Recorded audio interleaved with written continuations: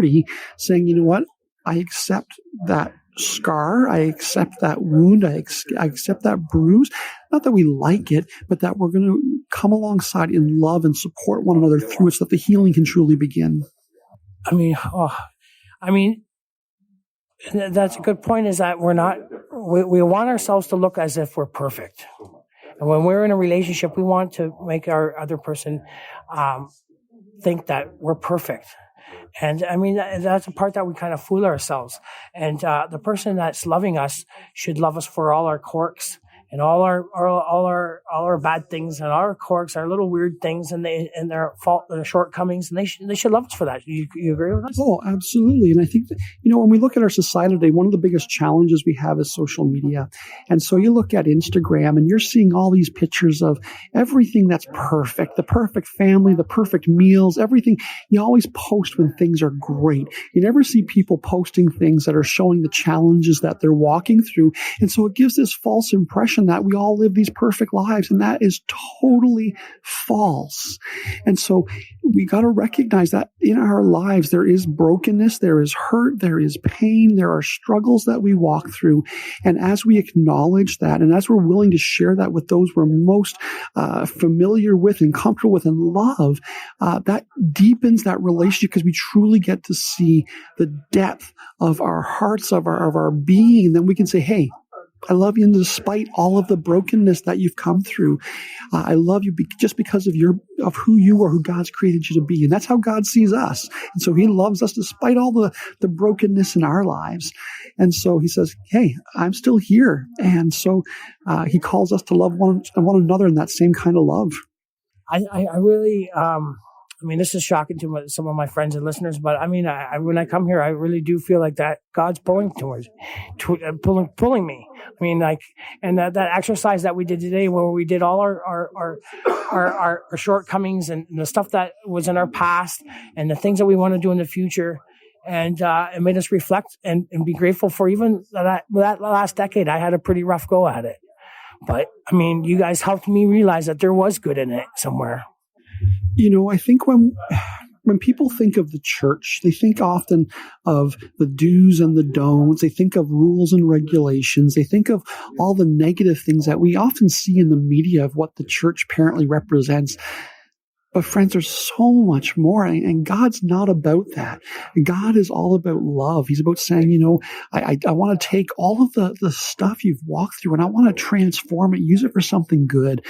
God is about saying, no matter what your history, what your beliefs are, no matter what, where you're walking in life, God's saying, I still love you, and I just want you to recognize that love, because that love transforms. When we truly understand what God is about and that it's all about love, it transforms your life. When you recognize that it's no matter what I've done, I'm loved. And so that's what the church is supposed to be about. Are there things that God says, hey, some of these things may not be healthy for you. They may not be good for you. And so we try to steer clear of some of those things because it's for our good, not because he wants to put a limitation in our lives that we wouldn't have full, because he wants us to have these full, amazing lives. But recognizing there's things that hurt us in this life as well. So saying, hey, maybe you want to steer clear of some of that stuff. And so when we recognize that we are deeply loved, it transforms us. And that's a very important point, and I pointed that out, is that as people, we want to rush into relationships, and we want to feel loved. It's a need thing. It's a need thing, but it's very important that what I'm learning here is to love myself. Even though I spent a lot of time hating myself, but I'm really learning to love myself. And I think that's a basis that, I need to learn how to love myself before I can love somebody else. Is that true? I think it's the basis of recognizing that we are loved. So we are loved by God unconditionally. So then we can say, then because of that love, I can begin to start loving myself and recognizing that despite my flaws, that I am still lovable. And then to say, now, because we understand that, we can now impart that love to someone else. And so recognizing that they're going to have flaws as well, how do I love them despite those flaws?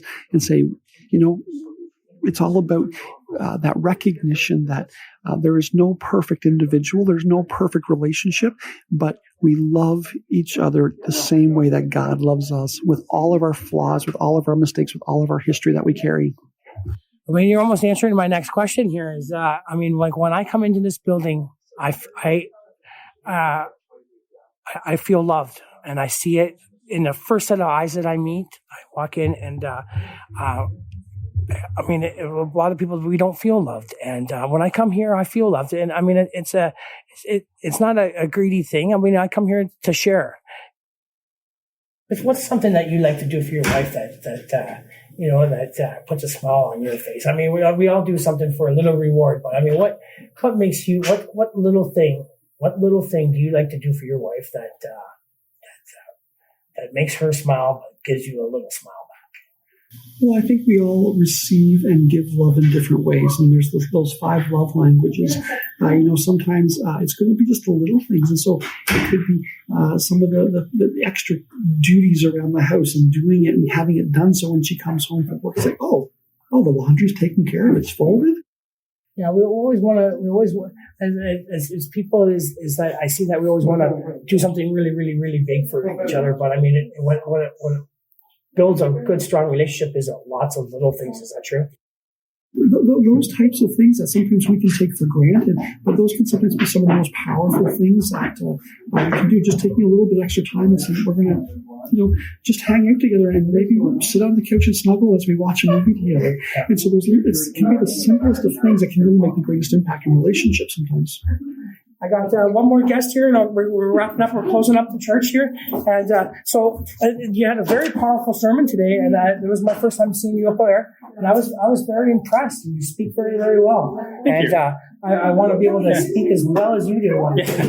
And so, I mean, I'm new at this. I'm getting better. My words are flowing through my mouth a little bit better. I find that I stutter a little bit, or I get caught on my words, but as the things go by. So, on your sermon today, it was the more powerful the hurt, the deeper the hurt. Can you explain that? Well, it's just human nature, right? Kind of how I explained it in my sermon, that when we get hurt, we tend, our brain in essence sends that signal that says you got hurt. And so the more powerful and impactful that hurt is, the more in essence, kind of, it's like that sear that stays in us, the scar, right? So the bigger the wound is, the bigger the scar is, in essence, as an analogy, if that makes any sense. So, dealing with your past and moving forward, can you tell me about that? Dealing with the past and moving forward. So it's a concept of, as human beings, and this is very typical of humanity. When we get hurt, we tend to, we allow our hurt and our failures to hold us back.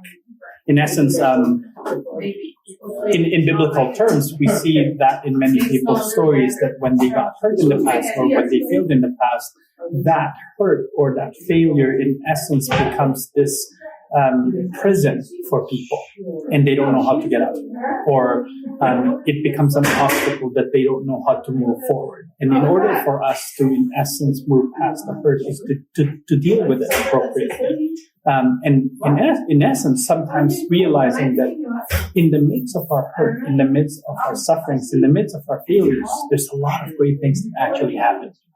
And that is the story of humanity. Again, the only problem with us as we are made this way is that, the terminology and the saying that it takes 11 encouragements in order to bypass or overpower one discouragement, right? It's because of that thing, because of how our brain operates and works, that it's as if it takes 11 great things to happen before we overpower the failure, right? But it's us realizing that no, there's a lot of great things happening, and a lot of great things happened in our past. And if we can remember those great things, it can actually be powerful foundations for us to move forward and build on. Yeah, maybe there are 1,000 ways, that 1,000 ways not to create a light bulb, but you will find one way to create a light bulb. Yeah. Right? It's that kind of a thing. So even in that kind of an analogy, right? If he gave up because he failed 1,000 times, we wouldn't have the light bulb. I find that we as people, with our past, is that we dig it. We dig a big hole, we throw it in there, and we don't like dealing with it. Mm-hmm, mm-hmm. And in order for us to be able to move forward, we have to deal with our past. What are some key things that we need to do to be able to what are some things that we can do to deal with our past, to make it a little easier to deal with our past, to be able to move forward? I think even going back to the analogy that I use, I think we're so negative as a society, and as humans tend to be negative in a general sense. I know that that's a generalization because there are a lot of positive thinkers out there. But as in general, our society is very much a pessimist, right? I mean, you see it everywhere. Our news thrives on pessimism. Oh, so that's the whole, like pessimism or struggles is what really sells in our society, right? Like, working on people's fears. Exactly. Absolutely. Right. So you work on the fear and you can sell something, right? So, the analogy that I just shared earlier in terms of 1,000 ways to not create a light bulb and one way to create a light bulb, it's perhaps looking at life very differently. I'll share one example as perhaps as a beautiful analogy. I did well in school when I did my bachelor's and my master's, and I have one story that would be a beautiful analogy to perhaps answer this question. And this analogy is I got 97% on one of my projects that I worked so hard for. Like, I mean, the project is a mini project. It's only 5 to 7 pages long. But I worked hard on it. Like, I probably spent 40 hours writing the paper itself, and I read several books in order to finally write the paper. And the paper just simply requires, probably perhaps 10 hours to work on. And I got 97%. And I didn't realize that I didn't know this, but the second person who got the second highest mark was 80%. So it was a big gap, right? But I wasn't happy about the 97% because I know how hard I worked. So I went to my professor and I said, what did I do wrong? And my professor looked at me and he said, Ginger, you're just getting greedy. Yeah. And I said, well, what do you mean I'm just getting greedy? Well, the second highest mark in the class is 80%. And I knew he was a hard marker. That's actually why I worked hard. Mm-hmm. But I thought I hit the mark. And he said, it's 3%. And I said, I don't think you're seeing my perspective. I'm actually glad there was room for error. And I want to find out what my room of error was, because that's the only way I'm going to grow. And it hit him that it's not that I wanted the 100% mark. It's that he realized that the only way I will grow in life, and this has been my life's aspiration, is to find out how I failed last time. Is to find out how I made the mistakes. Is to find out what brought me there that I failed, so that next time I can succeed. Because the only way to correct wrongs is to find out what was wrong and to fix it. And that's how I always viewed my life, that perhaps I will fail 10 times, but I found 10 ways not to do it. So that next time, I will find a way to actually do what it is to do. And so I don't bring failures of my past as a drag, but the failures of my past is a life lesson so that I could perhaps perfect it one day. Not that I will ever perfect it, but I will do it better next time around. Thanks, Ed. Thank you for your time. Mm-hmm. This is my best podcast. I'm very proud about this. I gotta go before the devil knows I'm gone.